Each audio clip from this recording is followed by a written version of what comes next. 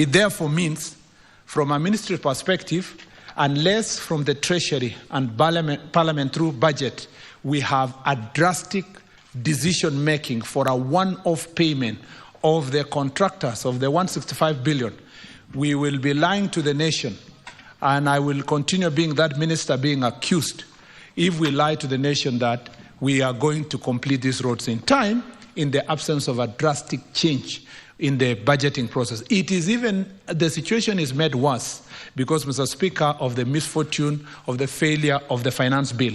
That means we stagnate around here because government to be able to plug in the 49 billion, that is a gap, and to look for other resources to do this becomes a big challenge. The answers, Mr. Speaker, now when I read will move a bit faster because all the answers, most of the answers to the questions asked here are related to non-existence of budgetary allocation for the roads to be done. It is the state of the nation, it's the state of the ministry, it's the state of our roads. And it's important that for the last 2 years, why this government has been accused of miscommunication is, Mr. Speaker, because we have tried to behave like an African father who does not want to tell his children the exact state of his pocket in the hope that in the fullness of time, you will get something and you will satisfy your children. Unfortunately, the impatience of your children can easily eat you because you've been trying to hide the truth of what it is.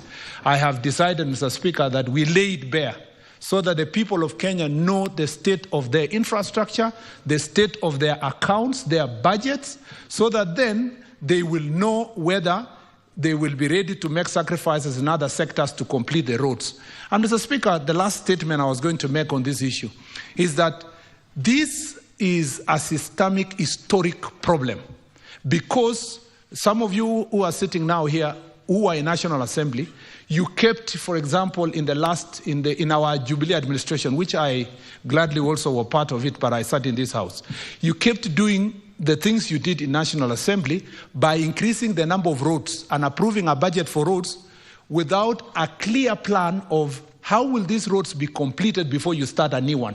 That is why this administration also, when we came to office, we made it clear to the country that we are not going to start new projects until we complete the projects that are in place, because this disease was going to be carried forward continuously, year in, year out, and we were living a lie. And that's why we must confront the reality on the ground.